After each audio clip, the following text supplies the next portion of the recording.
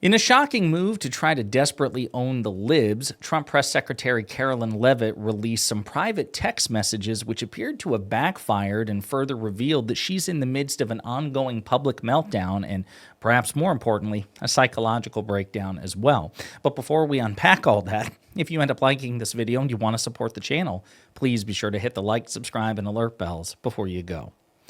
All right, friends, as we've discussed quite a bit recently, it seems that Karoline Leavitt, who has always been vicious, cruel, a liar, again, the culmination of the ultimate MAGA press secretary, she's also disintegrating in public in real time and seems to be spiraling out of control and doubling down on it. So as Mediaite reports, bullshit, Karoline Leavitt shares hostile text messages with far-left hack reporter. And we'll take a look at the text in just a second. White House Press Secretary Karoline Leavitt on Monday shared a screenshot of a text exchange in which she called the HuffPost reporter SV Date, or Date, a serious far-left hack and asked him to stop sending his disingenuous, biased, and bullshit questions. Leavitt posted the screenshot of the text exchange on X a few days after Date published a story titled "White House Gives Wild Response to a Simple Question Asked by HuffPost Reporter." So, let's take a look here. She says, for context, SV Date of the Huffington Post, is not a journalist interested in the facts. He's a left-wing hack who has consistently attacked Donald Trump for years and constantly bombards my phone with Democrat talking points. Just take a look at his feed. It reads like an anti-Trump personal diary. Here is my full response to his inquiry. Activists who masquerade as real reporters do a disservice to the profession. Is the president aware of the significance of Budapest? In 1994, Russia promised in Budapest not to invade Ukraine if it gave up the nuclear weapons it inherited when the Soviet Union dissolved. Does he not see why Ukraine might object to that site? Who suggested Budapest? Thanks. Perfectly reasonable question. Really is. Perfectly reasonable question for this summit. To which she responded, your mom did.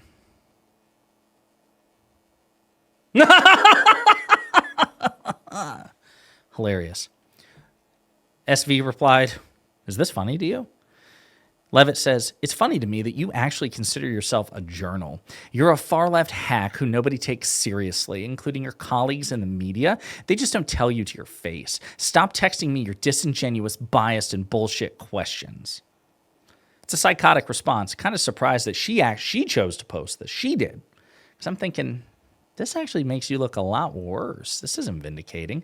So let's see some of the responses, okay? Blue Georgia, an account I follow, they put together some good clips. You're a disgrace. Answer the question. SV Date himself said, hey, feel better now? Now can you answer the question? Please and thank you. Brian Krasenstein, Democratic pundit on X, says, what are you, 11? Brian Allen, you act like a teenager. Then again, you are married to a guy 3 times your age and your boss is a pedophile sympathizer, so... You're further proof this regime is an absolute joke and not interested in doing what's right for America. And this is supposed to be, I guess, a satire of Karoline Leavitt, a Barbie in her image holding a cross. Like the running joke is she wears like comically large crucifixes and crosses right before she lies her ass off and behaves quite unchristlike.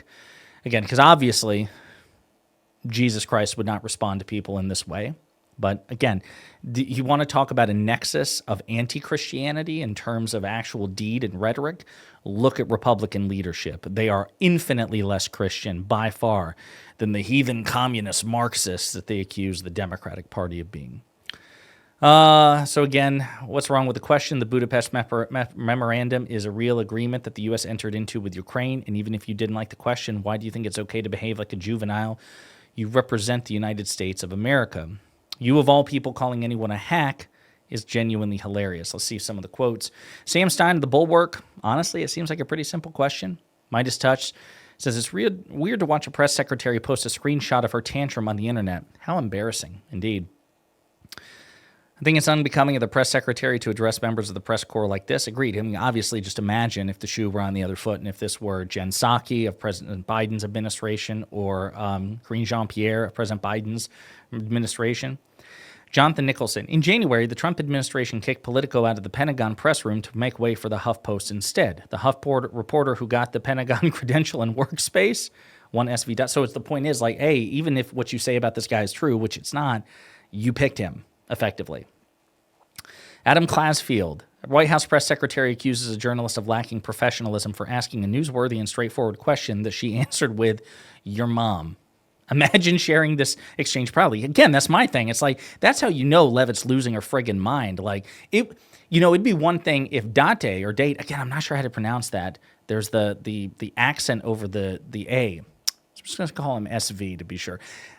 If SV had leaked that text exchange, that would be one thing, I guess. Then, I mean, you could say, well, Leavitt intended it for it to be private. But she chose to do this. Not like he leaked a message and then she was like, well, now I got to leak the whole thing. Like, she proactively chose to do this. That's really weird. Well, Stansel said, wait, so she asked you a simple question, explained what she was asking it, and then you responded like a surly 14-year-old, and then insulted her a bunch when she said it was a bad response, and then tweeted it out loud because you think it makes you look good? Now, wait a minute. Yeah. SV Date is a man. Okay, Will Stansel, you threw me off there. I was like gaslit in real time. I'm like, did I have this totally backwards? No. This is SV Date. Hang on, let me pull it over here real quick. I knew I wasn't making this up. Senior White House correspondent at HuffPost, his new work, The Useful Idiot, captures Trump's failed management of the coronavirus pandemic. So yeah, I mean, a critic of Trump, but who gives a shit? Imagine, again, if Biden's press secretary ever addressed Peter Doocy in this way. From Fox News. Man, it's just stunning. The Your Mom text exchange between a press sec and HuffPost White House correspondent who said she's not a journalist. Why? Who she said is not a journalist and who she told to stop texting her bullshit about the location of the Ukraine talks. Again, that's me. Strange that she thinks this is vindicating. Again, just it goes on like this. And, Salon has a really good write-up of this called The White House Continues to Sink to New Mean Girl Levels. And that's really what it is. It's like, you ever watch New Girls? I grew up with four sisters, and so I'm definitely inundated in Mean Girls, classic Tina Fey movie with Lindsay Lohan.